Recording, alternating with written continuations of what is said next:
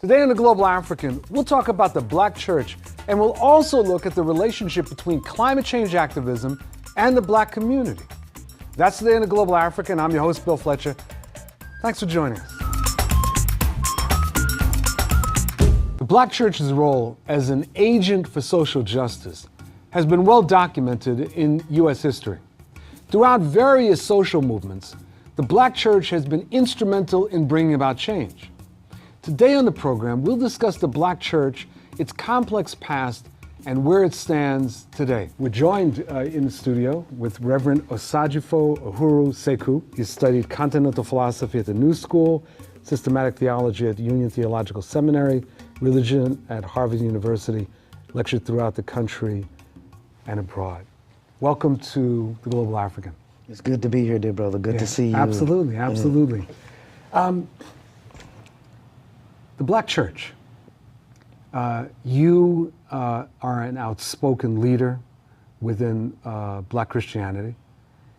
How do you see, in this moment with the rise of the Black Lives Matter movement, where does the Black church fit in or not? Well, you know, about a week after the murder of Michael Brown, Philip Agnew, one of the premier leaders to emerge in the kind of post-Trayvon era, challenged me and said that the Ferguson will determine whether or not the Black church is still relevant. And so I've taken that question, and it has haunted and troubled me as we've tried to make some sense of it. I mean, part of what we're wrestling against is a certain kind of mythology and nostalgia of the Black church, right? Zizek makes this compelling argument that nostalgia is a form of mourning because the present is unbearable and the future is unforeseeable. And so the kind of nostalgia that we have around the Black church in terms of every Black pastor was over 40 participated in the civil rights movement is just deeply problematic. 1958 through 1961, Martin Luther King has to lead the National Baptist Convention and create the Progressive Baptist Convention because the conservative forces within the National Baptist Convention do not want civil rights to be part of an agenda, in part because John H. Jackson is closely tied to the Daily Machine in Chicago. And so this reality is that religion is as religion does. I can hear my professor James Cone say religion always shows up late. And so if the people, the Black church is like hip hop. If the people are on the move, hip hop's on the move. If the people are on the move, the Black church is on the move. And so the real question before us is, what are the ways in which religion, faith talk, can provide some kind of existential weaponry in the face of deadly material conditions, which often make a compelling argument for suicide. You know, Albert Camus' meditation on suicide. I understand the conclusion, given the high level of devastation in Europe, given the way in which the church has been in cahoots with the powers, the way in which the vast majority of Christian churches in continental Europe side with Hitler. And so he comes to this conclusion that we're in this all by ourselves. There is nobody coming to save us, and the only meaning that we make is the meaning that we make. And so those conditions are very similar to the conditions that we face in America now. When we look at the exponential increase in wealth to the top 1%, 40% of Black babies living in poverty inside the United States of America, the high level of militarization, high level of privatization, the gutting of the economy throughout the world. The question is that can the church provide some kind of existential weaponry against these material conditions? Well, give me an answer to that. I think the jury's still out. Why? After all of these years, I think first of all, your analysis about the mythology around the civil rights movement is absolutely on the money. I'd extend it because I think the mythology is not limited to the Black church. I think that the mythology suggests that anyone Black and over the age of 60 had been involved in the civil rights movement. That's right. And half of them were at the March on Washington. Yes, and the majority of them were on the bridge in Selma. That's right, exactly. So I'm with you, but like at this moment, so we've had Black religious institutions, Christian but also other faiths, that have played major roles in the Black freedom movement since King. But at this particular moment, why is there even a question? Why isn't there more leadership? Well, I think the reality is that we've also seen two generations of the unchurched, that there's been a way in which young folks in particular have not had kind of relationships with the best of the Black prophetic tradition, given the rise of prosperity theology, which mirrors the rise of the multinational corporation, and now the financialization of the market. And so that you see the mega church, so you see pastors not be pastors, but they're CEOs, that they have stadiums and not sanctuaries. And so given these kind of architectural as well as theological formations that suggest that the Black church and the most visible Black church leaders in the country are those who subscribe to a certain form of conservatism, a certain form of capitalist rhetoric in which they're reifying the market discourse. And then lastly, given that the fact that this is an unchurched generation, meaning that they do not have proximity to the best of the Black prophetic tradition, there is something else at work. And so much of social movement is happening outside of traditional traditional spaces of resistance vis-a-vis even though a small slice of the Black church, right? And so what we see emerging among young people is what kind of Durkheim calls a collective effervescence. Something happens when young people gather in the street and we protest together in the face of tanks and tear gas and rubber bullets and character assassination through the mainstream media. And that I would actually argue that is not what are the ways in which the Black church are going to take leadership, but what are the ways in which the Black church are going to acknowledge what's happening in the street, and that a new form of leadership has emerged, which is largely queer, which is largely woman-led, which is largely Black poor. And so as a result of that, something else is happening. And the question is do we have the eyes to see and the ears to hear? Because I think that the Black prophetic tradition, what Cornel West calls the Black prophetic fire, is at work in the streets of Baltimore, at work in the streets of Ferguson, at work in the streets of Madison, at work in the streets of various places in which Black bodies have been subject to the arbitrary violence, and the people have risen up in response to it. And the question is, can we read it? Can we see it? Can we acknowledge it? Can we understand it? And admit that the days of the cisgendered man leading us to the promised land, they're just over, right? We're not getting that. Martin Luther King ain't coming back, right? And so, but what we have is, Patrisse Cullors, Alicia Garza, right? Opal, these three sisters, two of them queer, who gave us a language. Black Lives Matters. And part of it is that the reason why I believe Black Lives Matters has taken off is because the first victory that a people must have is an existential victory when they decide to stand up. And that given that we needed a discursive intervention. And so these simple words, Black Lives Matters, right? Well, a discursive intervention at the existential level, right? And so then and I'm attempting to do what I'm saying the church must do. I'm reading some religious discourse upon this moment, right? So if Black Lives Matters is the word, then Ferguson and Baltimore are the word made flesh. It is the embodiment and incarnation of a people trying to make sense of the world and articulate their dignity by simply saying, it seeming almost unnecessarily so, right, that Black Lives Matters. And so if we begin to read this moment with a certain religious sensibility, for those of us who are Christian or Muslim or non-religious, right?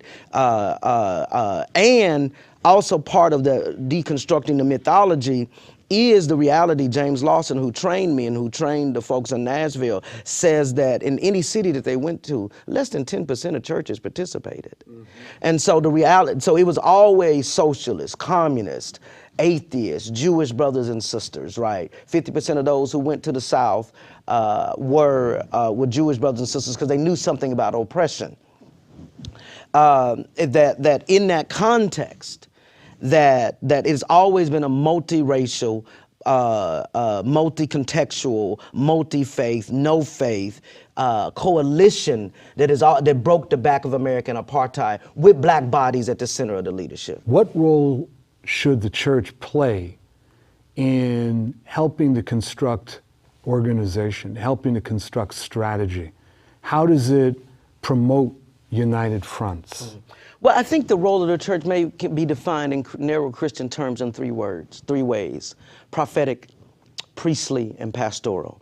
Okay. And let us begin with the prophetic. Being able to articulate some form of moral discourse that attempts to keep track of the suffering of the most vulnerable.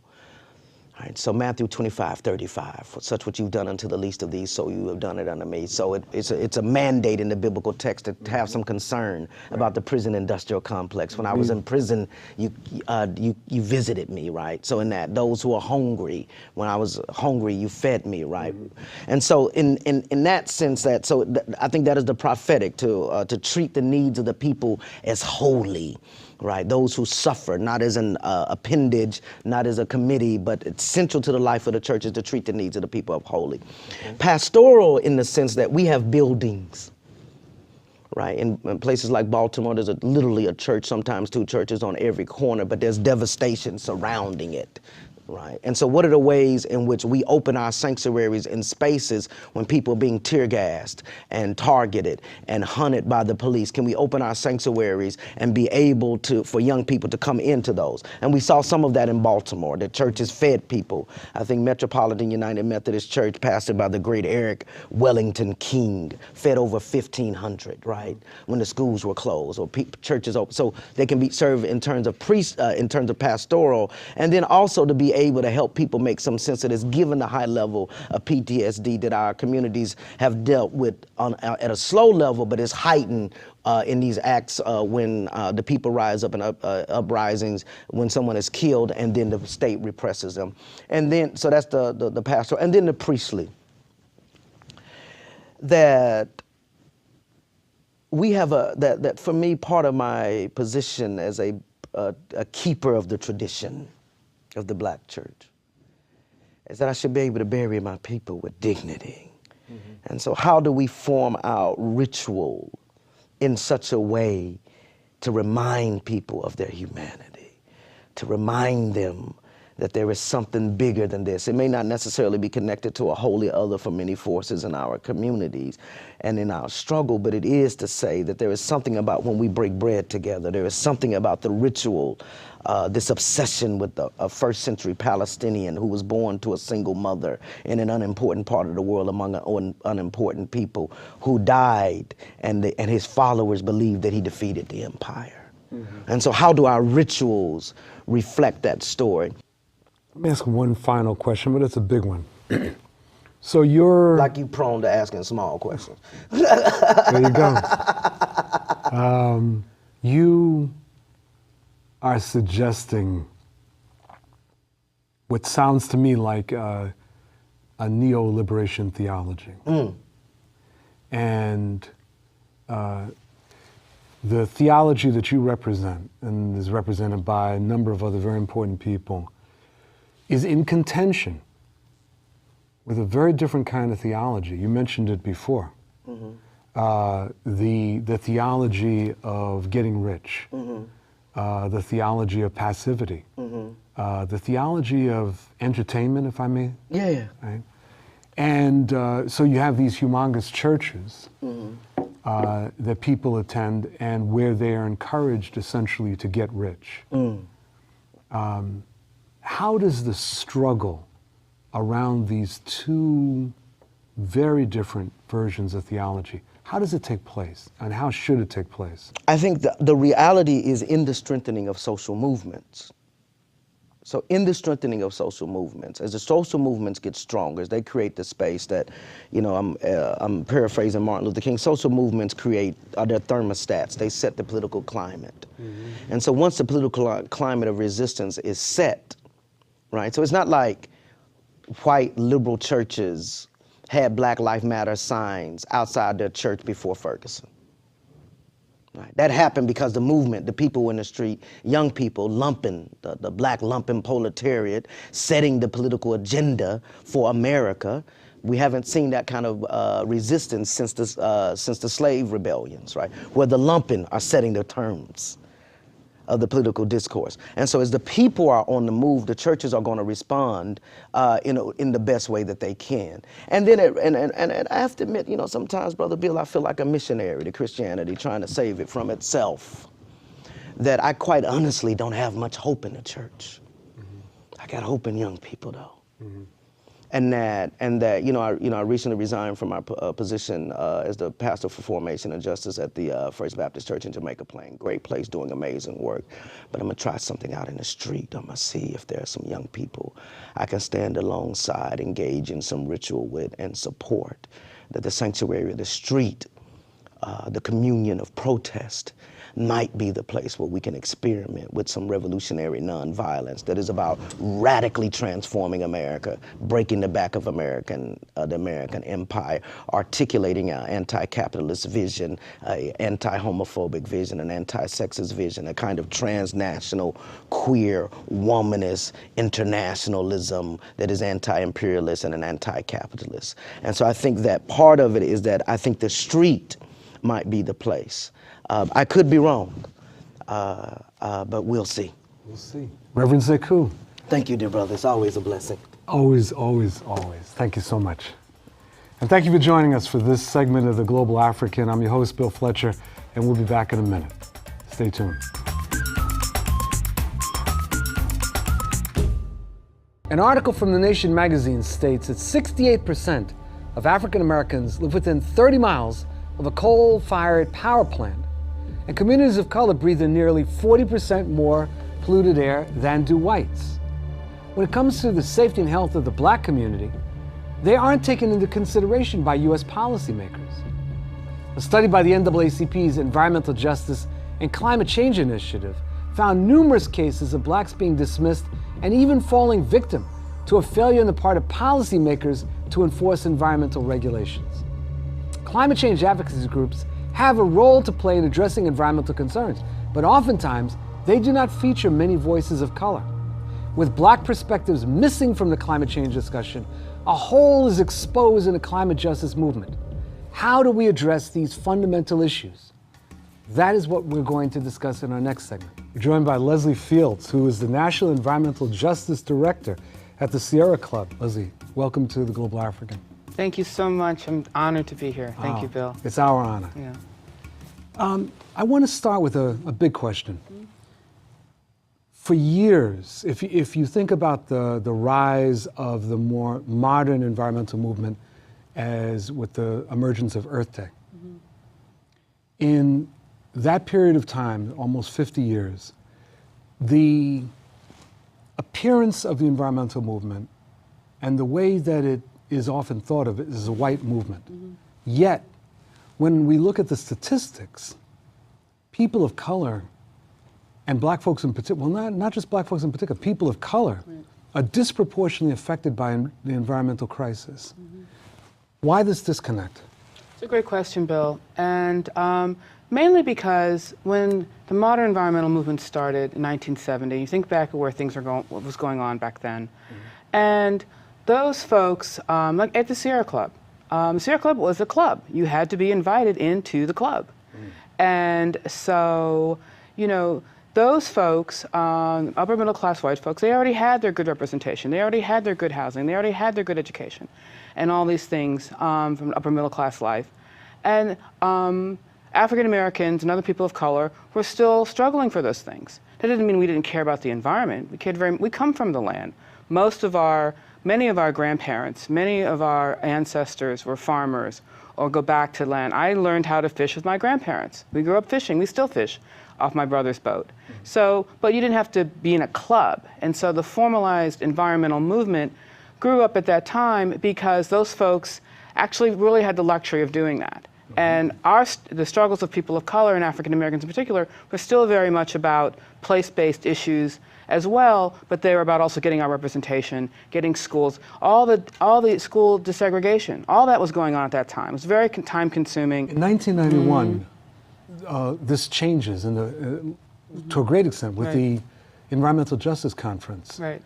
Can you just give a summary of what happened? How did that come together? Well, it had been brewing for a very, very long time. The issues of the urban environment, the issues of pesticides in the rural environment, Cesar Chavez, United Farm Workers, they worked very hard on the issues of pesticide exposure, particularly for children and people working in the fields. But in the urban environment, we started to see really where these environmental injustices, these impacts these facilities had been sited in communities of color.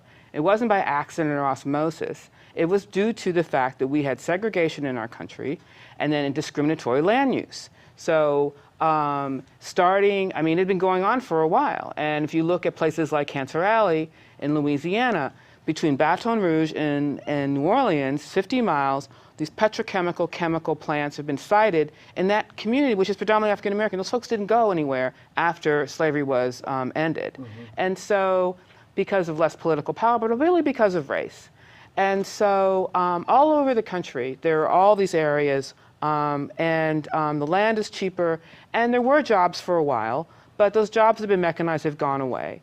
And so people have become sick, but they also they realized their children were sick, their schools were sited on toxic dumps and near toxic facilities, and they started coming together. And in 1991 in Washington, D.C., was the first People of Color Leadership Summit, and out of that came the principles of environmental justice. And the best part about it is that the people are devising solutions for themselves, and they're engaged on all these different levels, local, state, federal, international, and the climate crisis is, as the national security community says, climate change exacerbates all other inequalities.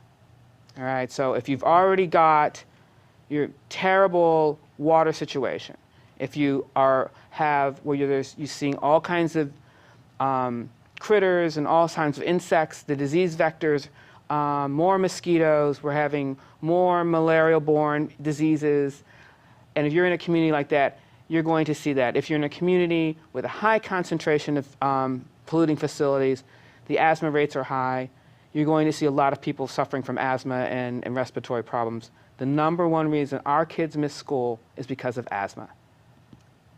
African-American kids? Yes, African-American kids is because of asthma, which means then, of course, they get behind, they fall behind, they stay behind, and all the problems that we're seeing in our cities, we're here in Baltimore, these children who have been exposed to lead, to all the polluting, to all the greenhouse gases, and the heat island effect, because it's gotten warmer now, of everything, we're just cooking, okay? We're getting fried in a pan here, and all of that is contributing to our health and the mental stress of being where those people tend not to have health insurance, access to health care, and all of these things combined create all sorts of problems. Parents miss work, which means there's worker productivity issues, may lose their jobs, or they couldn't go back to work, they couldn't get another shift because they're sitting in the emergency room with their kids. So it's a very serious problem, and it's just very much exacerbated whatever inequalities exist. We were talking earlier about a particular struggle in Baltimore, and I was sort of struck by that. If you could just give us a snapshot of what that was. So much is going on in Baltimore. Baltimore is amazing. Speaking of young people, there is a group of young people down in South Baltimore, it's called Curtis Bay, and they found out that there was going to be an incinerator put next to their school. And they went door to door and created a campaign and beat back that incinerator. And the group is called Free Your Voice, and a lot of folks have helped them, including, I know, the Maryland Sierra Club and some unions. But yeah, it's right down, because that area, the Panama Canal has been widened. So all these port cities are now their ports are being widened and widened with more impacts, more truck traffic, more rail traffic because of these containers. Baltimore is a deep port. It's one of the few on the East Coast. So they're widening the other ports to get, to compete. Meanwhile, this port is expanding, and they're expanding into these communities, and it's very scary because you have chemical trains. You don't know what's on these trains. You don't know with the coal trains, the coal's blowing off, like you see in Hampton Roads. Those people are constantly covered in coal dust down there. And so as the ports get wider because of globalization, the communities all over the world that are in these port communities are seeing these impacts of these mobile sources. And then additionally, because that land has been zoned for industrial use, even though there are people living there, and why is that? Because discriminatory land use policies from back in the day, they're getting impacted. And these young people said, we're not going to have this because this impacts our development as human beings, and their development to contribute to society is being impacted. And now they had this great win. Right. So it's very exciting and it's very inspiring, right here in Baltimore. Leslie Fields from the Sierra Club, thank you very much. Thank you very much, Bill. And thank you very much for joining us for this episode of The Global African. I'm your host, Bill Fletcher. We'll see you next time. Take care.